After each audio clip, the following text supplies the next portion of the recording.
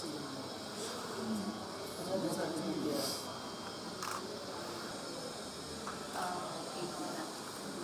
नमस्कार जी। मेरा नाम मनीषा है। जी मनीषा जी, मैं अंते समय दो से हम शुरू करेंगे जी।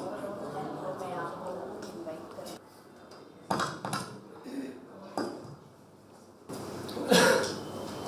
Good afternoon, and it is my privilege to extend a very warm welcome to all the distinguished members of the audience on behalf of INTACH. We have a very exciting, intriguing and fascinating talk lined up for you today involving the Shaolin monks of the legendary Shaolin monastery in China. Ever since the Indian monk Bodhidharma established a Buddhist monastery in Shaolin over 1500 years ago, myths have sprung up around this temple and its inhabitants.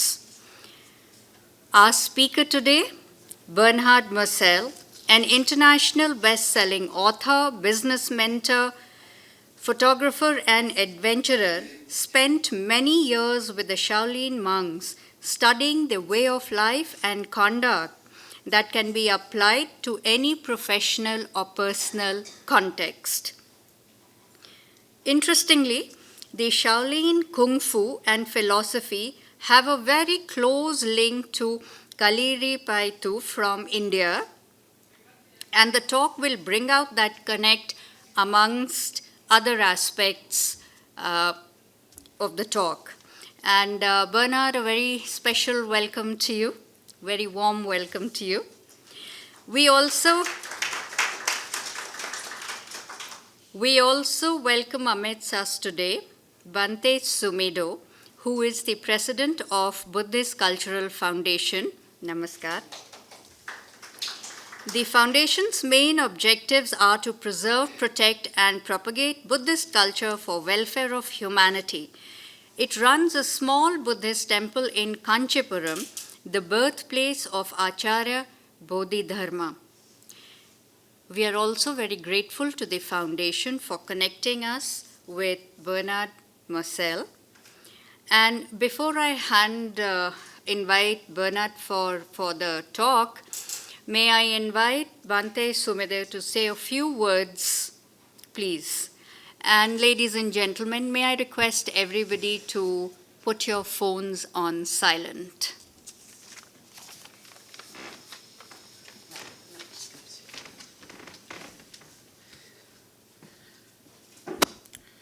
सभी को मेरा नमस्कार।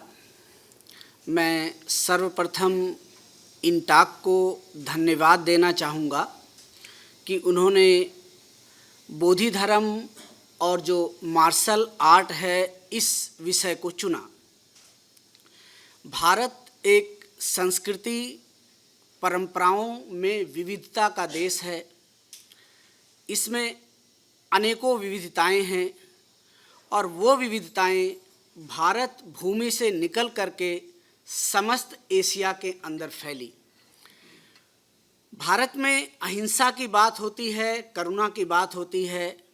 उसी अहिंसा और करुणा में एक ऐसी कला की बात भी होती है जहाँ पर खुद को सुरक्षित रखा जाए बिना किसी को हानि पहुँचाए।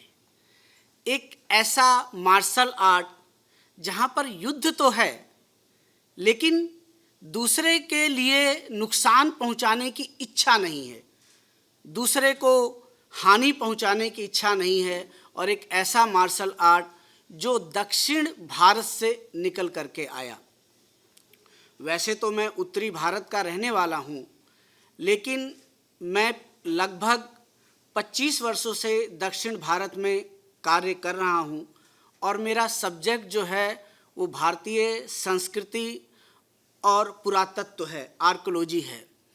हम दक्षिण भारत में जब जाते हैं तो जो कांचीपुरम शहर है, जिसे कांचीवरम भी कहते हैं, भारत में कांचीवरम और वाराणसी की एक चीज़ प्रसिद्ध है, वो है सिल्क और सिल्क की साड़ियाँ।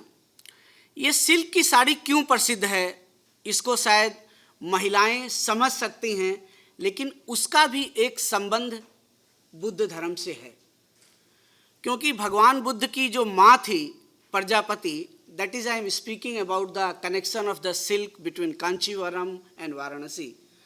जो भगवान बुद्ध की माँ थी, उन्होंने सबसे पहले एक सिल्क का दुशाला बना करके बुद्ध को भेंट किया था। और भिक्षु लोग थे, जो मॉन्क्स थे, वो अक्सर कर सिल्क की ये ड्रेस पहनते थे, और आप पाएंगे कि जो महिलाएं हैं वो साड़ी भी इसी तरह से पहनती हैं।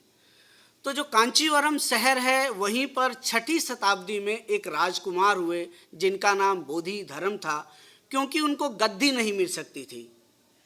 इसलिए उन्होंने रास्ता चुना कि मुझे भिक्षु बनना है। और आज भी अगर आप कांचीपुरम जाएंगे, even if today you visit the Kanchipuram and surrounding of Kanchipuram और whole Tamil Nadu, there is a book that is called Dhammapada. Many of you might have heard about this book, Dhammapada and Tirukural. Why I am mentioning Dhammapada and Tirukural? If you take Dhammapada in your hand, it is having around 24 chapters, and every chapter is named after a town in Kanchipuram, or you can say the town, in Tamil Nadu is named after Dhammapada. So Buddhism was very much, very deep rooted in Tamil culture. And with Tamil culture, we have a very old connection with China. तो एक जो Mary time silk route है, उसके ऊपर हमने 2015 में एक conference करी। उस कॉन्फ्रेंस की जो शुरुआत करने वाले थे हमारे रुतनु स्वामी जी हैं, जो बुद्धिस्ट कल्चरल फाउंडेशन के वाइस चेयरमैन हैं, और इनकी एक चाची हुआ करती थी जिनका नाम था हांग शुइन। वो कुछ लोगों ने सुना होगा, एक बहुत अच्छी राइटर थी, चाइनीज़ थी, और उनकी जो पुस्तक है उनके ऊपर किताबें भी लिखी गई हैं। तो मैं ज़्यादा समय नहीं लूँगा। जो बर्नार्ड जी हैं वो आज उसी कला के बारे में बता रहे हैं, और एक दक्षिण भारत का एक संत जिसने भारत का नाम जा कर के चाइना के अंदर रोशन किया। और बुद्धिज़्म एक रिलीजन नहीं है, हिंदुइज़्म एक रिलीजन नहीं है, बल्कि ये दोनों एक दूसरे के सप्लीमेंट्री हैं, एक दूसरे के कम्प्लीमेंट्री हैं। और हम लोग बर्नार्ड शाह से बोधि धर्म के बारे में सुनते हैं, जो शाओलिन के बारे में वो बताएंगे। जी, धन्यवाद आपका। Very good afternoon, and thanks for the lovely introduction. To be very honest, I understood about 1/4, the English part, but I understood the name of Bodhidharma, and I understood the Shaolin, and I understood some details. First of all, thanks for having me here. And when I prepared myself for today's talk about Shaolin, I thought where to start. It's evident that the history of Shaolin, a Chinese monastery, started in India. It started in the south of India, but it didn't start with Bodhidharma. It started much earlier. It was about 4,000 years ago, maybe longer, nobody really knows that, when the people of South India invented a kind of martial art that is known today, till today, as Kaliripaiyatu. I hope I pronounce it correctly. And the idea of Kaliripaiyatu was not only martial art as the idea of self-defense. It was actually the idea of martial arts. It was the idea of two people fighting each other. But for what reason? By then, even 4,000 years ago, there was an idea of war, there was an idea of fight, there was an idea of problems between different people, between different folks. But Indians by then, they were wise enough, and they said, why should we waste thousands, 10,000s of people, just because two of us, in a way, usually the presidents of those folks, we have a problem with each other. And they said, okay, we have those martial arts, let's just take two of us, one of each participating folk, and let's take the strongest, the bravest, and let those two fight against each other. So they developed those martial arts, and Kaliripaiyatu, as far as I know, it has to do with fighting on a field. They decided that there will be a small room, a small place that none of them could escape. And they would start fighting each other. And the winner would win for his whole folk. He would win for the whole tribe. Nobody would die in the best case. And the problem was solved pretty quickly. So there was this martial arts. There was the martial arts of Tamil Nadu. There was another martial arts. There was this martial arts of Kaliripaiyatu. Why I mention Kaliripaiyatu is because when you know what Shaolin Kung-fu looks like today, you can see it clearly had its origin, the same movements, the same fighting techniques than Kaliripaiyatu. But probably today, till today, nobody would know about Kaliripaiyatu anymore if there wouldn't have been another Indian guy who was born in the north of India, Siddhartha Gautama. His father being a king and being very afraid that his son could go another way than becoming another king. Because when Siddhartha Gautama was born, the story goes that his father was told that his son Gautama will become a great ruler, but only with one condition. They said, should Gautama ever be in contact with suffering, should he ever see the suffering of the world, he will become a great man at all, but not a ruler. So his father did everything to protect him from that. Gautama, he would grow up in a palace, get the finest clothes, the finest stuff, whatever possible, and would not get in touch in any way with the suffering of the world. But when he was about 28, he was fed up with that. He said, okay, it's a nice life I live here. There is no suffering, there is nothing, but I want to see the real world. And it is said that he made 4 excursions, one to the north, to the east, to the west, and to the south. And then happened what needed to happen. The young prince, Gautama, he saw a suffering person, he saw an old man, he saw a sick person, and he saw a corpse. And he realized that life was not that happy, that funny all the time they want him to believe. And so when he was 28, he was the father of a young son. He abandoned his family, he abandoned his son, he abandoned everything, and he said, okay, I will go out to the world because there is one thing I want to understand. I want to understand why people suffer. What is the idea of suffering, and what can we do to overcome suffering? So actually Gautama, he was familiar with all those Hinduist ideas, and he was familiar with the idea of nirvana. But nirvana, as he believed, meant you have to wait. You have to be reborn and reborn and reborn, and once you're lucky enough to enter nirvana. And Gautama, he was on the seek of another way, of a more efficient method. And he tried everything. He started to hunger till he almost died of that, but nothing helped. He did not find the reason why people suffer, and he did not find an escape from that.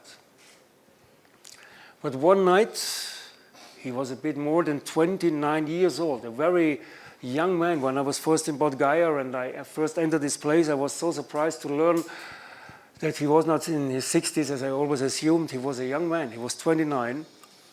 And during a night when he sat in deep meditation, he suddenly understood.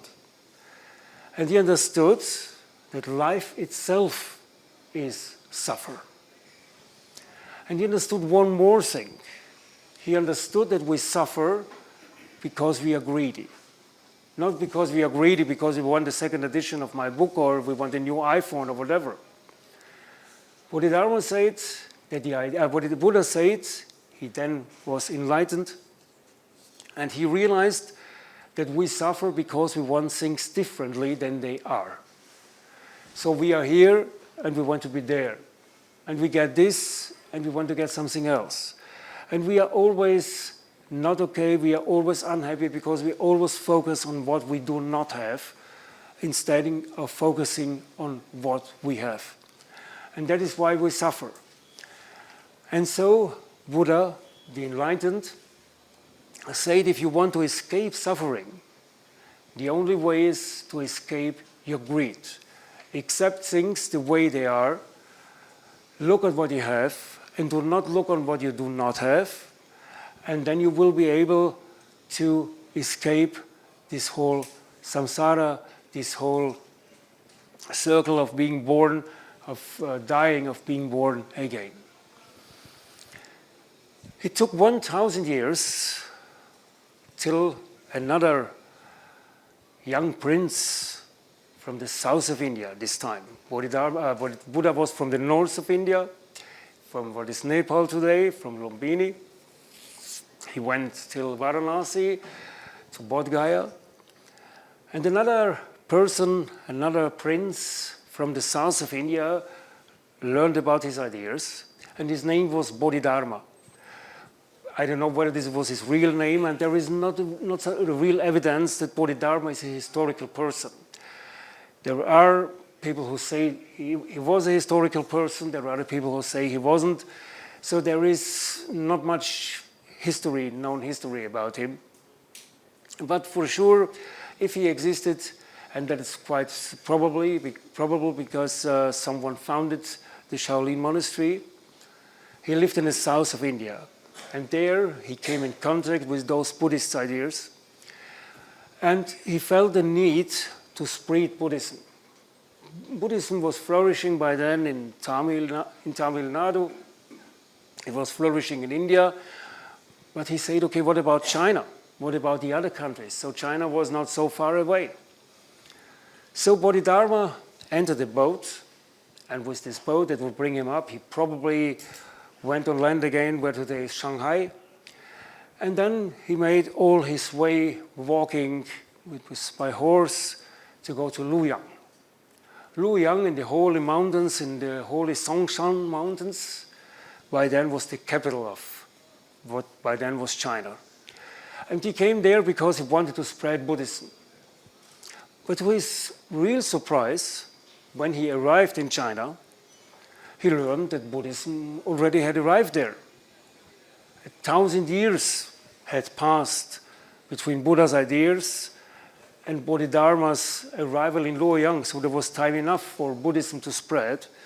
And Buddhism was alive and Buddhism was happy there. And there was Bodhidharma talking with the emperor whether he could do something. And the emperor said, yeah, you can do something. Even if Buddhism is very, very well here, in these old mountains, there was a place where in 490 after Christ, a guy named Batuo, he founded a monastery. And Batuo died, so the monastery now is empty and we would need a new abbot for it. And Bodhidharma accepted, and they said, it's okay, I will revive this monastery. But Bodhidharma himself, he was not enlightened at this moment.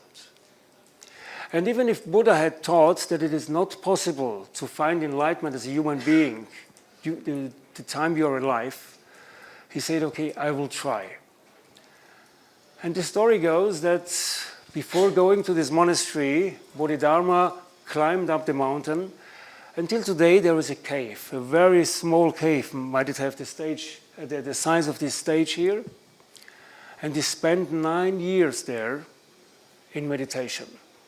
Not moving for 9 years, only staring at the wall.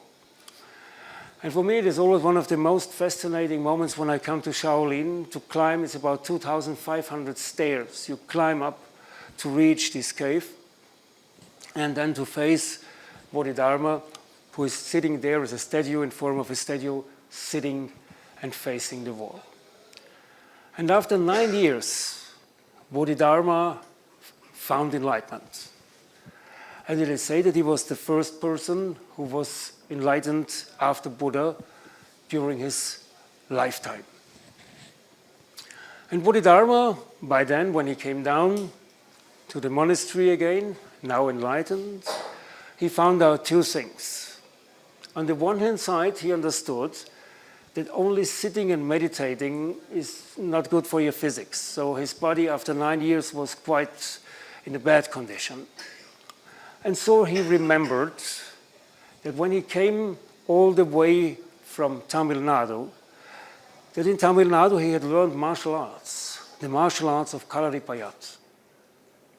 And those martial arts, they were quite useful there, because the place Bodhidharma found the monastery and refounded the monastery, it was called Shaolin, what means in German, in English language as much as the young wood.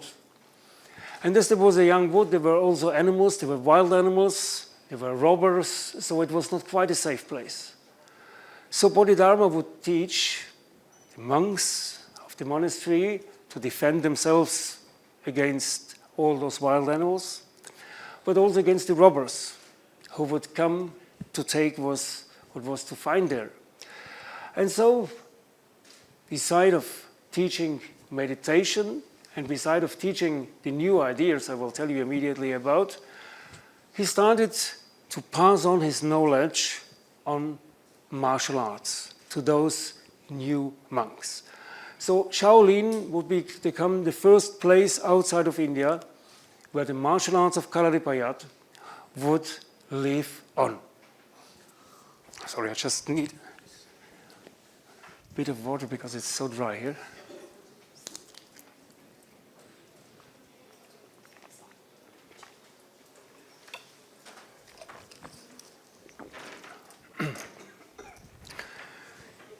But Bodhidharma did not only come to bring martial arts. Otherwise, that would not have been a monastery. That would have been a martial arts school or whatever. So he would write Bodhidharma, Indian martial arts. The place probably would have become famous too, but not as famous as it is now. Bodhidharma had another idea, and the idea he called Chan. Chan is a form of Buddhism. It was a new form of Buddhism. He invited in those 9 years when sitting there in meditation, he invented this form of Buddhism. And this Chan Buddhism later on would move on to Japan. And I always say, I think it was the first time that Japanese people were better at marketing. Nobody heard about Chan Buddhism, but everybody knows about Zen or Zen. What is the Indian ideas of an Indian monk? He developed in a Chinese cave and over Japan came to all over the world. So Zen is not Japanese. Zen is, let's say, a collaboration between India and China, but it was marketed by Japanese people, and Zen probably is easier to pronounce, but you will know when you hear about Zen that it is Chan and that it was done by Bodhidharma. But what was his idea? So what was the revolutionary thing, the main difference between Buddhism, as they knew it, and Bodhidharma's idea? Bodhidharma was the first person who said that your mind, that your ability to overthink things is an obstacle. So we always try to understand. We always try to understand, to find explanations with our mind. And Bodhidharma said that is the worst thing you can do, because your mind is a limit, it's not a help. Your mind is not going to help you, your mind is going to limit you. And I remember when I was in Shaolin, I had many, many discussions with my master, with Shudo Chang by then, and I asked him, okay, what do you mean with that? How can my mind is what makes me human, my mind is what makes me think. How can this be a limit? And Shudo Chang gave me a very, very interesting example. And he said, just imagine that outside this room, there is an old master, and he knows what happens after death. He knows for sure what happens after we die. Would you like to know? I said, yeah, of course I would like to know. I said, okay, so we could ask this master to come in the room, and he would sit in front of you, and he would tell you what happens after you die. But you know what? That doesn't help you. Because you would say, he cannot know it. How can anybody who is still alive know what happens after death? So the problem is not that this old master doesn't know, neither that the old master isn't willing to tell you. The problem is simply your mind that says this man cannot know. So your mind blocks you. The moment you try to find an explanation, to explain with words, with your mind, with your ration, you're lost. So Bodhidharma said, what you have to do is forget about your ratio. Even if we are rational creatures, that is what our problem is. Because the moment we live with our thoughts, with our ratio, whatever, we do not live in the moment. So I remember I also had the discussion with Shode Chang, what does it mean to live in the moment? I had heard that so many times, and everybody says you must live in the here and now and whatever. And I said it's quite easy. The moment you're angry, that means you live in the past. And the moment you are afraid of something, that means you live in the future. So a person who would live in the moment will never be angry because this person knows that what happened already, and there is nothing he or she can do to change it. So there is no reason to be angry because it's not happening at this very moment. And the same is for fear. If you live in the moment, you will not be afraid because we are never afraid of things happening at the very moment. We are afraid what might happen in an uncertain future. Even if you're afraid to die, we are not dead. We are just afraid that it might happen. So that is what means living in the past, in the present. And that was one of the most important things that Bodhidharma taught his monks. And he developed it further on.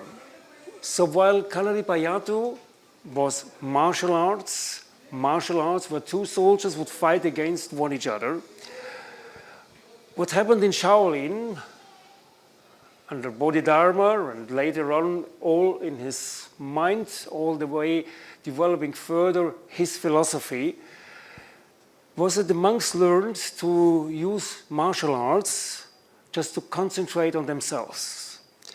So they would start to imitate animals. They would start to imitate monkeys. They would start to imitate praying mantises.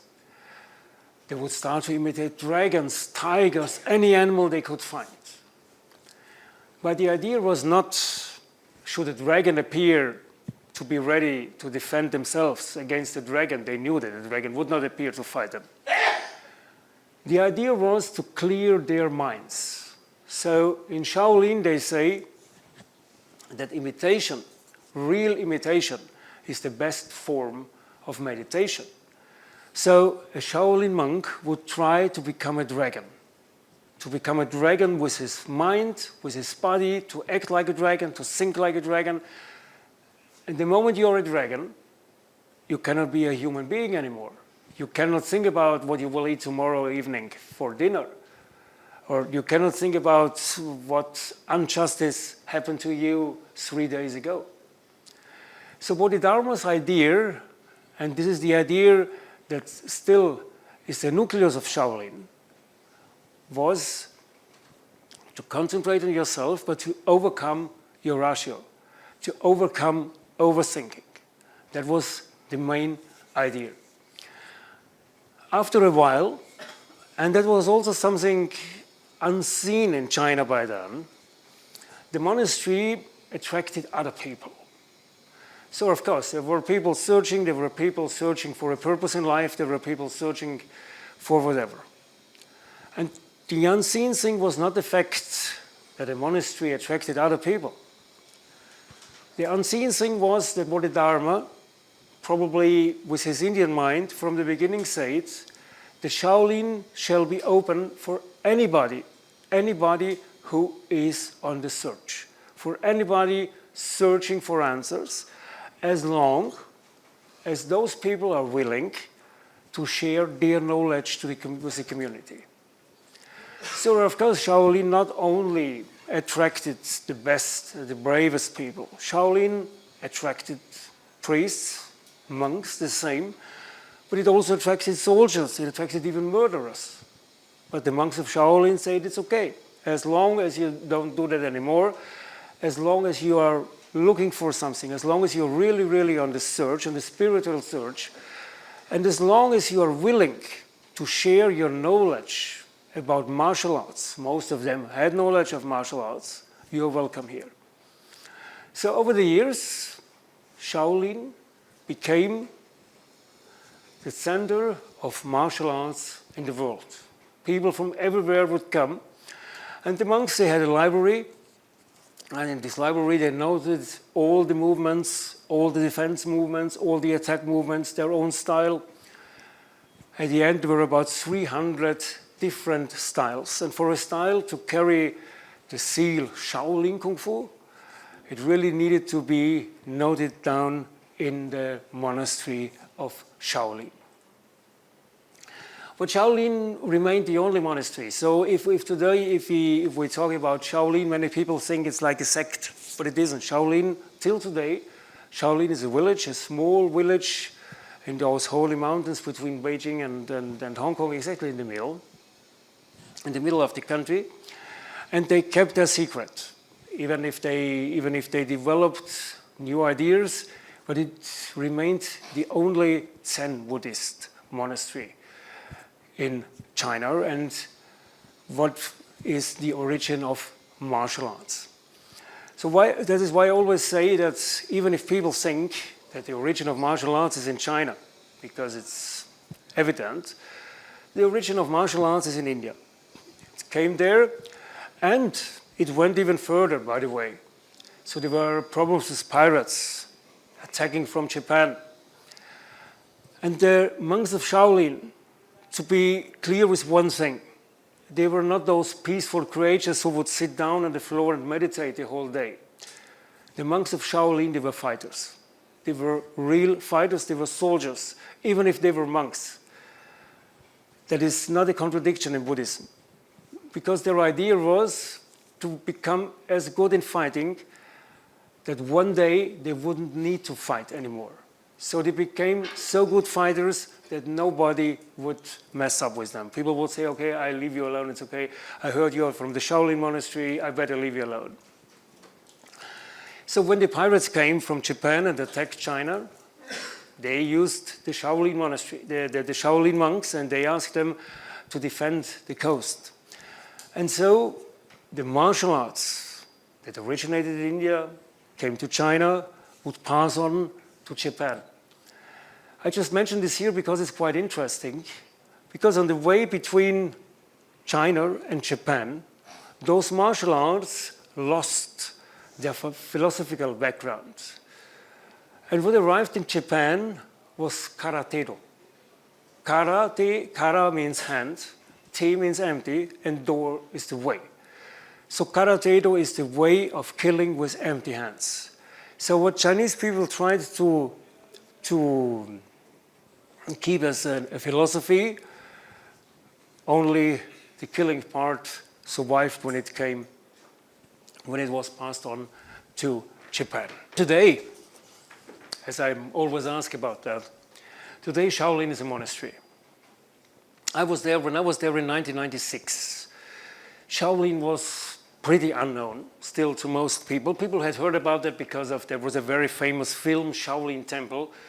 Shaolin Temple, in a way, was the end of the Shaolin monastery.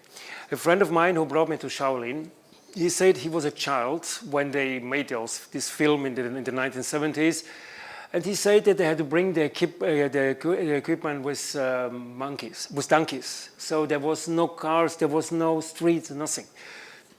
He would bring all the equipment with animals. In 96, Shaolin was developed in a way, but nobody would know about that, and it was very fine. And it started to go down, let's say in 2005, 2006, 2010, more and more tourists came, and now, to tell you the truth, Shaolin is a museum. It is not what it used to be anymore. But there is one episode that is the reason why Shaolin went down in a way, and it was a film. And the film is called Shaolin Temple. I don't know whether you heard about the film. And this film is based on a true event, on a true story. It was in the 7th century, in about 670 something, when an emperor was set hostage by one of his generals. And this general, he would command 20,000 soldiers. So there was no chance for this emperor to escape. And desperate as he was, he called Shaolin for help. And the abbot decided and said, okay, yes, we will help you. And you know what the abbot did? He decided to send 13 monks, 13 selected monks to fight against 20,000 elite soldiers. So the story of these monks is a true story. Till today, there is a stone, a huge stone, where the story is written, the names of them are written, because those 13 monks, they won the fight. How did they do that? They knew that 13 of them against 20,000, they would have no chance. But, as Bodhidharma had told them, always share your knowledge with everybody who could need it. So they passed on their knowledge to the farmers, to the farmer people, and they showed them how they could use their tools as weapons, as deadly weapons. That is how the nunchaku, the trichak, all those weapons were developed. Because those 13 monks, they didn't say, oh no, I do not want, you are a farmer, I do not want to know you. That. No. In Bodhidharma's spirit, in Bodhidharma's tradition, they passed on their knowledge, and all those farmers helped them to win and to free the emperor. And that was the moment when Shaolin became a regular army. They were allowed to really have a regular army. They had up to 1,800 fighting monks. And even if they did it from the background, Shaolin changed not only China's history, but it also changed the history of the world. But to go back to the idea that Shaolin is a museum today, I did not write a book about a museum. Even Buddha, Bodhidharma, none of them is alive today. But we talk about them. Their philosophy, everything they said is alive, is developed further. So we still can use it, and it is still helpful. And when I wrote a book about Shaolin, I tried to explain, beginning from Bodhidharma's ideas, I tried to explain all the ideas the monks of Shaolin had been used for more than 1,500 years. 1,500 years for a brand is quite a lot of time. Starting with the idea of living in the moment, attentiveness, detachment, all these things, all those ideas, they developed over more than 1,500 years. And I try to show the reader how he and she can use these 1,500-year-old ideas, techniques in everyday's life. And just one more thing, the subtitle of the book is How to Win Without Fighting. And people always ask me why, how to win without fighting. There's a simple reason. You cannot win with a fight. There is no way to win with a fight. You can win one single battle, you can win 2 battles, 3 battles, or 4 battles, but there will always be new opponents attacking you. And even Bodhidharma, when he came from India to spread Buddhism in China, he didn't do that with violence. He didn't come with a violent idea. He came with the idea that he had something wonderful to share. A wonderful philosophy, a wonderful martial arts coming from India, spread all over the world. As I told you, to his big surprise, it exists already, but without Bodhidharma, probably the Indian spirit wouldn't be alive in China to those days. Thanks for listening. If there are any questions, I'm open to them.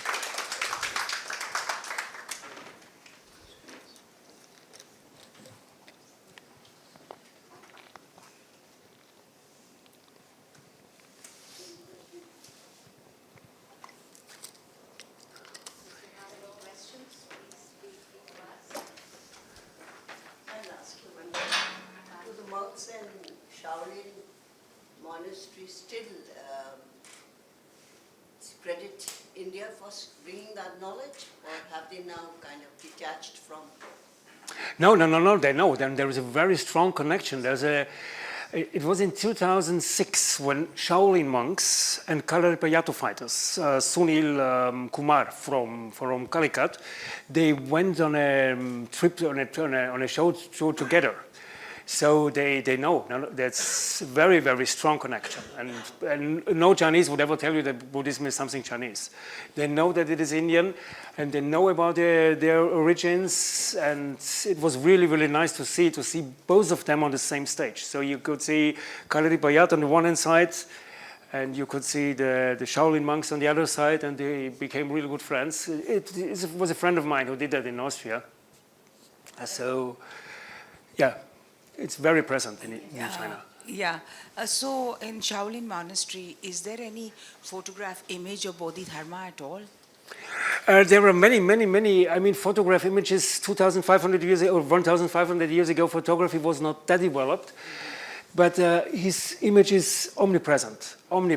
And in the cave he stayed, and he used to stare at the wall. There's a huge statue. And they are always singing, they are always worshipping it. So Bodhidharma is very, very present. The first thing you see when you come to Shaolin is a huge statue of Bodhidharma on the hill. I think it's 20 meters high. So Bodhidharma is very present. And does he look Chinese, or he looks in this part of the world? Let's say he looks... You can see he's very much Indian. It doesn't look Chinese. This is the image there. To be very honest, I would say the Bodhidharma looks less Chinese than Buddha.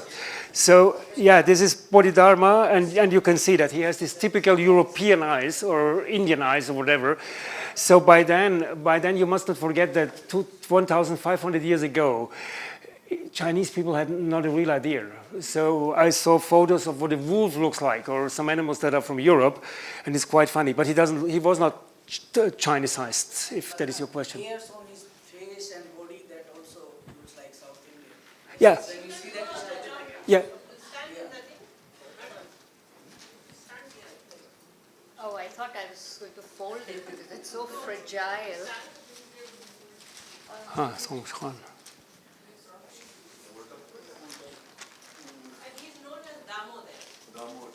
Damwa, yeah. Yeah, because Chinese cannot pronounce Bodhidharma. So that's why they call him Tamwa. And I think for politicians in Japan, they have to paint the eye of Bodhidharma. Well, it is auspicious. They win the election, so they paint the eye of Bodhidharma. So I have a question. I'm curious how you began this journey of, how did you get interested in all this, your initial stages of your study, I would like to know. So actually my journey started when I was 12. And by then I joined a youth group, and the leader of that group was asked to give an interview. And he was asked about the motto of his life. And by then he quoted Buddha, and Buddha had said once, your mind is everything. You are what you think. And me, by then, 12 years old, I say, so what is that? I mean, I am what I am. So what is the relation between what I think and what I am? When I grew older, and when I was 13, 14, I still was fascinated by this idea, because I thought, okay, if I really am what I think, I can be anybody. I can change what I am, I can change my whole life. And I started to be fascinated by Buddhism, by Asia in general. I started with the martial arts of shaolingkung-fu. By then I had an Austrian shifu, so an Austrian master, who had started in Shaolin. He was one of the very, very few people who went to Shaolin in the 70s. And from then on, I sticked on that way. So my first time in Asia was in 1990. And from there on, I came back every year. I spent a lot of time in China, in India, in Vietnam, in whole Asia. You spent some time, Bernhard, in Shaolin. Can you tell us what was your day like? You spent a year or more there in Shaolin, I think. So by then, when I was in Shaolin, the day was getting up at 5 in the morning. After that, I still hear Shilde Chang's words, run. That was the first thing we had to do. Morning sport, run. After that Qigong, after that half an hour of meditation, and after 2 hours we would go for breakfast. That was the first thing. After breakfast, once again, martial arts. So it was always physical training. That was the most important thing, because they did not want us to think. They really wanted to bring us on the ground. That was my experience by then. So we did Tai Chi, we did the stick, ball training, sword training, everything. But it was very, very, very hard physical training. And just to answer your question, no, I did not do the program of the monks because I would have died. So I was in a real good physical condition, but I remember by then when I was there was one member of the German Special Forces, and I saw this person crying. So the training was so horrible, and the monks, they looked at us and laughed. So, yeah, but that was, it was all the time, we always had to have our stick with us. So wherever we came, yeah, training. That was the most thing. And many discussions, many questions, always the same questions. That is the way Zen is. So Zen is not about talking, it's about asking questions. I have a question. Yeah, and the lady has a question too, yeah. It's okay, I just told you. I just want to ask if women practice this or if you can. Yeah, of course. There used to be a women monastery, and they had the same haircut, everything. So you could not really see a difference, and they were at least the same as fast and as dangerous as their male counterparts. Yeah, I also had a question. Yeah, so, you know, it's famous about the Shaolin monks that they are literally invincible in close combat, unarmed close combat. So with so much of fighting prowess, almost violent, how do they keep their minds, how do they keep their minds under control in the sense that they don't give in to that power when, you know, they are in a situation which is not very agreeable to them? I mean, what is the special thing about the training that keeps them very calm mentally? Actually, the idea that they can bring every situation under their control. Just imagine you would fight, or you would be provoked by a 3-year-old child. So you wouldn't do anything because there is no need to feel provoked by a child, by a 3-year-old. So you only feel provoked the moment you feel that you have no chance against somebody. So the moment you feel that you have things under control, you're happy and you say, okay, just leave me alone. There is no reason to fight. There is no reason for whatever. That is the idea. The moment you are okay with yourself, the moment you know your power, the moment you know that there is no reason to fight, to prove nobody that you're better, you will not do it. You can be calm because you know if it should it happen, you would be the stronger, so there is no reason to prove.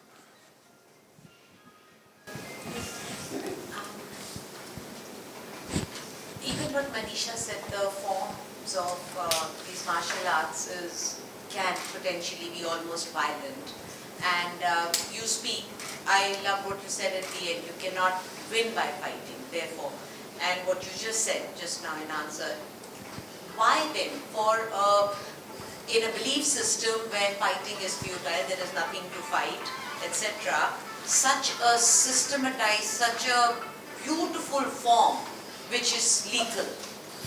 What is my question is, what is their understanding of adversity? Why the need to develop this technique if their belief is it's futile? The answer is quite simple, because they are not alone in this world. Only because you do not want to fight, that does not mean that I leave you alone. And if you are not able to defend yourself, yes, that's all. You just need people need to feel it is better that I leave you alone. That's how the world works, that's how nature works. Every animal, no animal would ever attack you if this animal thinks that you are stronger. No dog will attack you the moment the dog thinks, oh no, it's not a good idea. The moment the dog, the tiger, whatever animal might think that you are weaker, it will attack you. You don't need to fight the tiger. The tiger will win anyway, but you might be able to convince it that you are stronger, and then the tiger will go to somebody else. That's all. We have time for just one more question, please. That gentleman over there.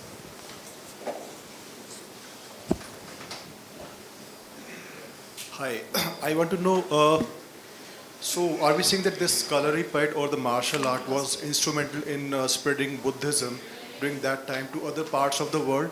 And did it play a major role in comparison to other people who wanted to spread Buddhism all across the globe? I did not hear the whole question. I only heard martial arts and spreading Buddhism all over the world. Yeah, right. Actually, Was it instrumental in spreading Buddhism all across the globe? This is my question. I never heard that it was like this. So it was only Shaolin, and that is why Shaolin is seen as the origin of martial arts. So I never heard that there was about Thai monasteries, about Tibetan monasteries, about any other Buddhist monastery. It was only where Bodhidharma came, because he was a martial arts specialist. So I think Shaolin is very, very, very unique in the world. But Buddhism is not a religion anybody would try to spread with violence, because that would not work. Thank you. Thank you, Bernhard, for that very insightful talk. Thank you. The philosophy that was nurtured over the last 1500 years continues to be very, very topical and relevant even today, especially given the rising stress levels all around and individually as well. So we have a small token of appreciation for Bernhard, and may I request Member Secretary INTACH, Dr. Shaolin Misra, to please hand it over to Bernhard Moestl.